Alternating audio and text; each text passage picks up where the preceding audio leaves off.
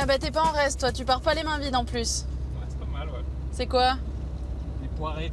Des poirées et autres plantes rares, c'est justement ce que nous sommes allés découvrir à Bezouot en Côte d'Or. Une association organise chaque année une foire aux plantes rares, un événement très populaire dans le village. Regardez. Every day I go to work. Work. Work. Every day I get work done. Every day now I get work done.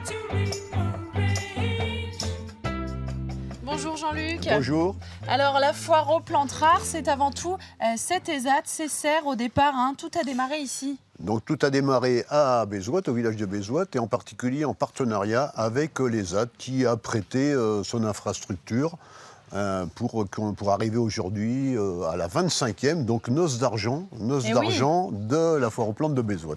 Alors ici autour de nous, il n'y a pas forcément de plantes rares, hein. On a quand même quelques exemples à montrer, hein. Donc c'est une poirée, c'est une côte de bête. Elle a la simple particularité d'être rouge. Souvent, les côtes sont jaunes. Elle peut servir donc de décoration aussi dans les massifs. Et on peut donc la consommer. Elle a un goût plus de betterave. C'est dans la même famille. Hein. C'est de la famille des Conopodacées. La chair est comestible, les feuilles aussi. Les feuilles, oui. Et surtout les côtes. Et vous, Jean-Luc, dans les mains, qu'est-ce que vous avez? Et donc, c'est le coqueret du Pérou. Ça a une petite tomate. Donc, c'est le physalis. Et ça? Et une troisième qui n'a pas de nom, donc c'est un géranium. C'est une personne qui a proposé une bouture et ce monsieur ne connaît pas la variété de ce géranium. C'est incroyable. C'est vraiment une plante rare. Donc il faudra la baptiser un jour et lui donner un nom. Ici à Bezouot, tous les ans, qu'est-ce qui intéresse les visiteurs? Quelle sorte de plantes rares justement?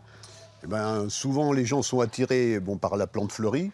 Et les plantes rares, souvent on nous demande des plantes carnivores. Ce sont des drosera ou des sarracenia. Alors c'est un peu passé de mode, mais la plante carnivore, c'est l'attraction, quoi. Autrement, on a des collections d'acères, donc ce sont des érables, et des pulmonaires. Alors pourquoi ça s'appelle pulmonaire? Parce que les feuilles ressemblent à des poumons. petites taches ressemblent à des poumons, tout à fait. D'accord.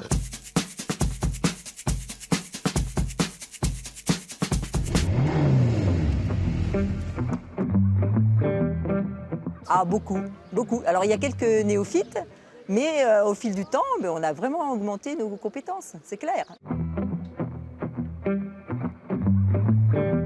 Les plantes rares, parce que autrement, il y a des jardineries partout, y compris dans les grandes surfaces. Et voilà, nous, on voulait vraiment montrer le travail des producteurs. C'est ça qui est important. Il n'a pas un cachet extraordinaire, il n'y a pas de bâtisse extraordinaire non plus. Et quand il y a les plantes, il est magnifique, voilà. Et métamorphosé, les gens ne le reconnaissent pas. C'est très étonnant, très étonnant. Comme la nature, quand on la déploie, elle améliore tout. Parce qu'on a eu des visiteurs, bien sûr, hein, et qui nous ont renvoyé qu'ils ont apprécié ce qu'on a fait. Et puis aussi quand les producteurs sont contents parce qu'ils ont bien gagné leur vie, et puis qu'ils nous disent aussi que l'aspect convivial, ça compte et qu'ils reviennent. Et puis nous, parce que dans l'année, on s'organise soit une sortie des jardins, soit un repas, soit des moments conviviaux. Voilà, tout ça, ça soude autour de ce projet. Les plantes rares qui fédèrent ce village, vous l'avez compris. Et ce qui est bien, c'est qu'en plus, toi, tu as choisi, Loïc, des plantes comestibles. Donc si on a un petit creux sur la route, c'est parfait. Allez, au revoir tout le monde.